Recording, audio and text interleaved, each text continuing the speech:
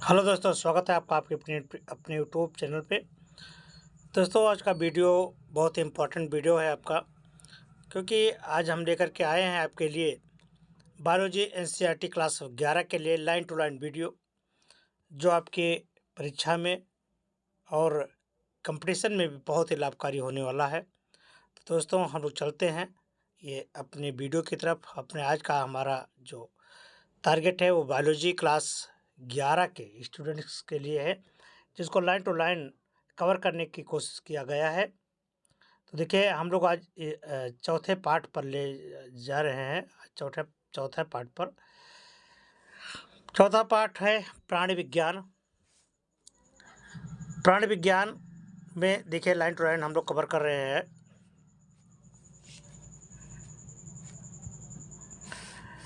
देखिए, चौथे में आपको प्राणी विज्ञान लिखा हो, यानी जंतु विज्ञान है। तो जंतु विज्ञान में लिखा है, देखिए, वर्गीकरण का आधार और प्राणी और वर्गीकरण और प्राणियों का वर्गीकरण, ये दो चीज़ें आपको दिया गया है। तो देखिए क्या है।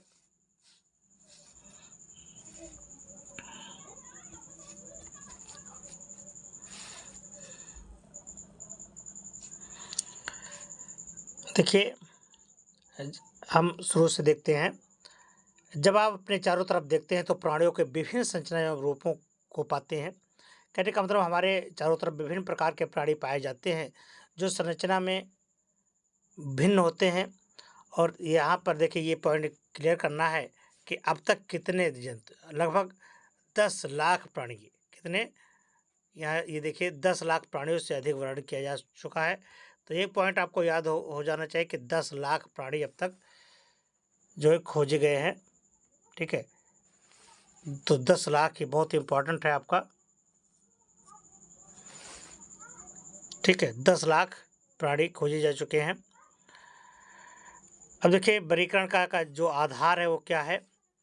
वर्गीकरण का आधार विभिन्न प्राणियों की संरचना एवं आकार में भिन्नता होते हुए भी उनकी कोशिकीय व्यवस्था, यानी कोशिका की व्यवस्था, शारीरिक समिति, प्रगुहा की प्रकृति, पाचन तंत्र व जनन तंत्र की रचना में आधारभूत संरचनाएं पाई जाती हैं, यानी समानताएं पाई जाती हैं। इन विशेषताओं के आधार पर ही जीवों का वर्गीकरण आसानी से हो सका है। तो देखिए, यहाँ पर संगठन के स्तर पर कैसे विकास किया गया है। संगठन के स्तर पर प्राणी जगत के सभी सदस्य बहुकोषीय हैं, लेकिन एक ही प्रकार की कोशिका के संगठन को प्रदर्शित नहीं करते हैं। स्पंज में कोशिका बिखरे हुए होते हैं, अर्थात वे कोशिकीय स्तर का संगठन बनाते हैं। कोशिकाओं के बीच में श्रम विभाजन होता है। सिलेंट्रेट कोशिकाओं की व्यवस्था अधिक होती है। कोशिकाएं अपना कार्य संगठित होकर के ऊतक के रूप में करते हैं, इसलिए इन्हें ऊतक स्तर का संगठन भी कहा जाता है। इससे उच्चतर स्तर का संगठन प्लेटिहेल्मिन्थी सदस्य तथा अन्य उच्च संघों में पाया जाता है, जिसमें ऊतक के संगठित होकर के अंग का निर्माण कर लेते हैं और प्रत्येक अंग एक विशेष कार्य करने में सक्षम होता है। प्राणियों में जैसे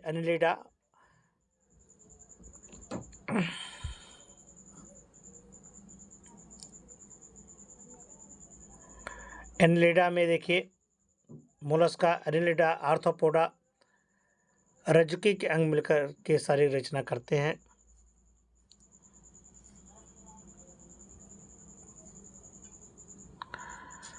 प्रत्येक तंत्र एक विशिष्ट कार्य करता है, ये बहुत इंपॉर्टेंट है। इस तरह की संरचना अंगतंत्र के स्तर पर संगठन करता है।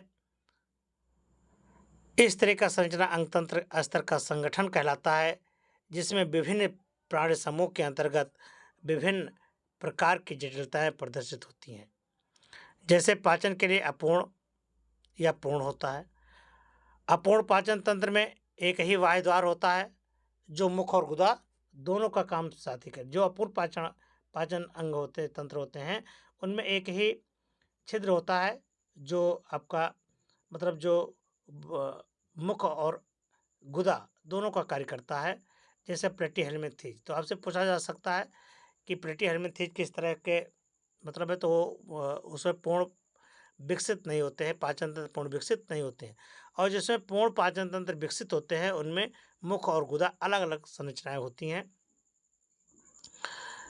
ठीक है, अपूर्ण पाचन में तो एक ही होता है, लेकिन पूर्ण रूप से पाचन में दोनों प्रकार के अलग अलग होते हैं।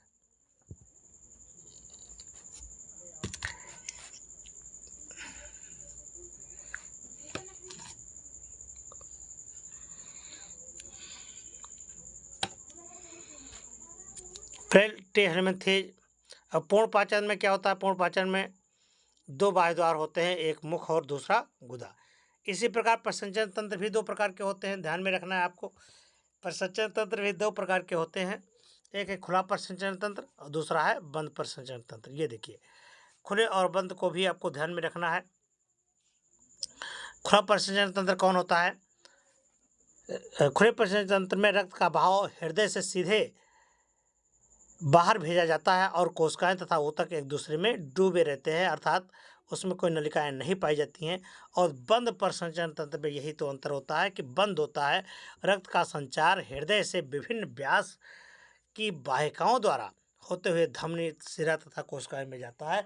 तो जिसमें सिरा, धमनी, वाहिका आदि कोशिकाएं पाई जाती हैं, जिनमें रक्त पाया जाता है, वो तो है बंद प्रकार की।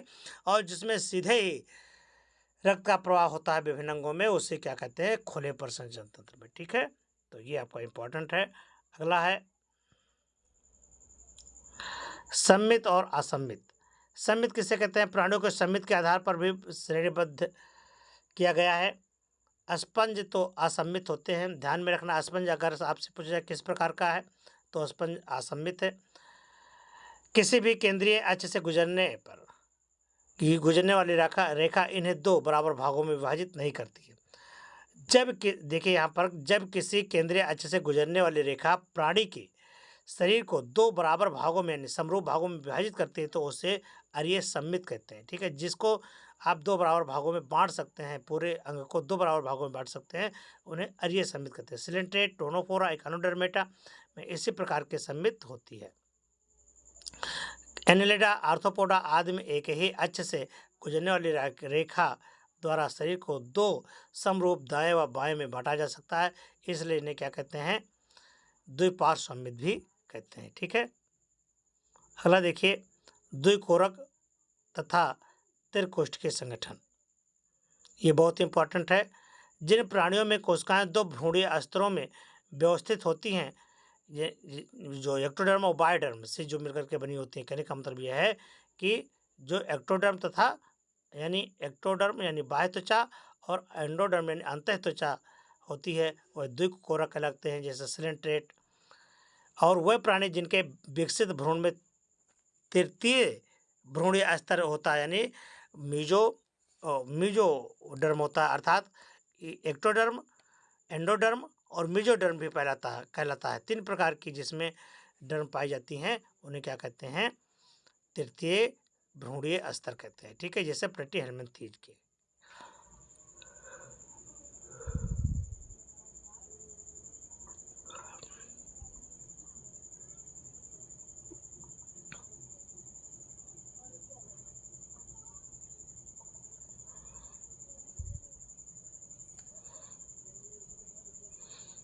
अगला है प्रगुहा सीलोम।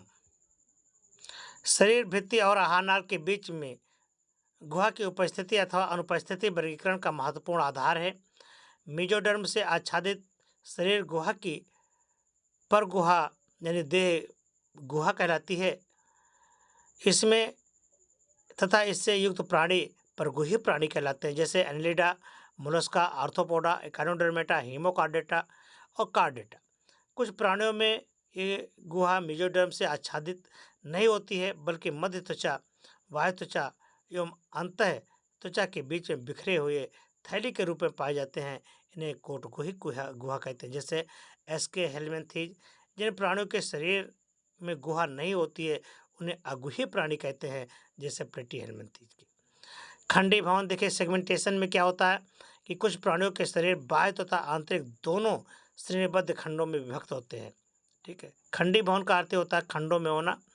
उन प्रक्रियाओं को खंडी भवन कहते हैं। जैसे केंचुआ के शरीर विखंडी यानी खंडी भवन होते हैं, या विखंडा अवस्था कहलाती है। अगला है पृष्ठरज्जु। पृष्ठरज्जु क्या है? शलाका रूपी पृष्ठरज्जु मध्य त्वचा से उत्पन्न होती है, जो भ्रूणीय परिवर्धन के विकास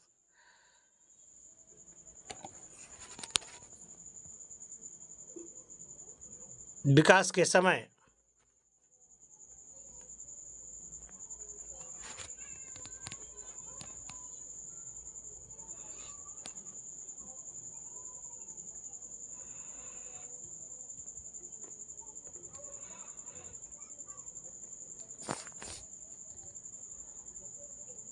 देखिए सतह बनाती है। पृष्ठरज्जु युक्त प्राणी कॉर्डेट्स होते हैं तथा पृष्ठरज्जु प्राणी रहित को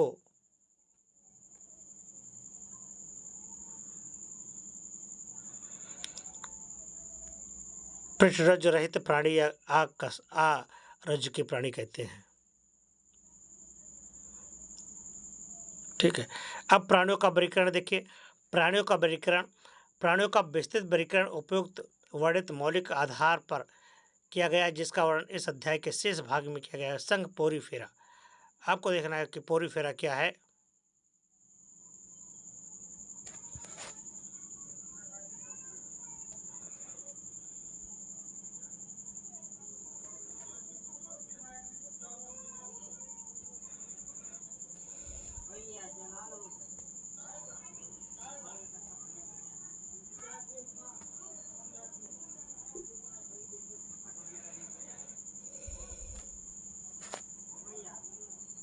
तो पोरी फेरा, पोरी का ही अर्थ ही यही होता है कि छिद्र युक्त। क्या होता है? छिद्र युक्त होता है। इस संघ के प्राणियों को सामान्यतः स्पंज कहते हैं। सामान्यतः ये अलवणीय असममित होते हैं। ये सब आध बहुकोषीय प्राणी हैं, जिनका शरीर संगठन कोशिकाओं स्तर का होता है।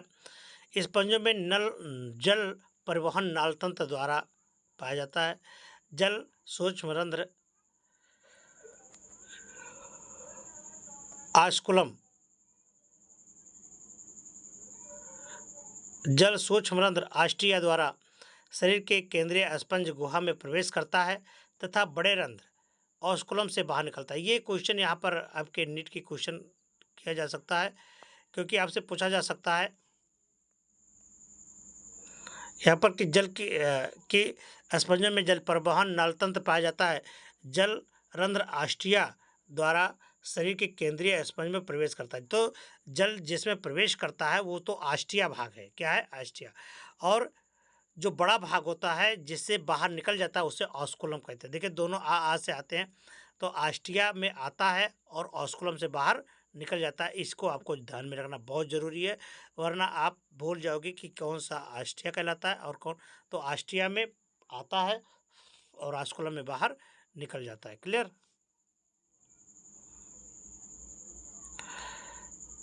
देखिए प्रत्येक तंत्र एक विशिष्ट कार्य करता है। इस तरह की संरचना अंगतंत्र के स्तर का संगठन करता है।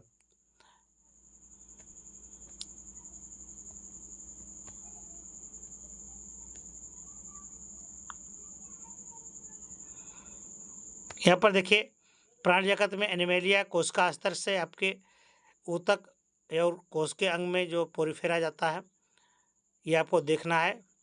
ऊतक अंग अरीय सम्मित का होता है, एक द्विपार्श्व सम्मित होते हैं। यहाँ देखिए पोरीफेरा में जो और क्या है वो देखिए आपके श्वसन तथा अवशिष्ट पदार्थों को उत्सर्जित करने में सहायक होता है। कॉइनोसाइट्स या कलर कोशिका स्पंज गुहा तथा नालतंत्र को आस्तरित करता है। कोशिकाओं में पाचन होता है। कंकाल शरीर को आधार प्रदान करता है, जो कंटिकाओं तथा स्पंजिन तंतुओं का बना होता है। अगर देखिए स्पंज शरीर में नर और मादा पृथक नहीं होते हैं, ये उभयलिंगी होते हैं। देखिए उभयलिंगी जिसमें एक ही शरीर में नर और मादा दोनों पाए जाते हैं, उन्हें उभयलिंगी कहते हैं। अंडाणु और शुक्राणु दोनों एक के ही द्वारा बनाए जाते हैं। इनमें अलैंगिक जनन विखंडन द्वारा और लैंगिक जनन युग्मकों द्वारा होता है। शेष निषेचन जो है इसमें आंतरिक होता है। ध्यान रखना है इसमें। निषेचन आंतरिक होता है तथा परिवर्धन अप्रत्यक्ष होता है। इसमें वयस्क से भिन्न आकृतियों की लार्वा अवस्था पाई जाती है, जैसे साइकान, देखो आपको दिखाया गया है, स्पॉन्जिला तथा यूस्पॉन्जिया। ठीक है, अगला है आपका संघ सिलेंट्रेटा। तो संघ सिलेंट्रेटा के अंतर्गत आप पढ़ेंगे कि ये जलीय अधिकांश समुद्री बाहर अथावर अथवा मुक्त तैरने वाले सममित प्राणी हैं। नाइडेरिया नाम इनकी दंत कोशिका नोडोब्लास्ट तथा निमेटोब्लास्ट से बना होता है। यह कोशिका स्पर्शकों तथा शरीर में अन्य स्थानों में पाई जाती है।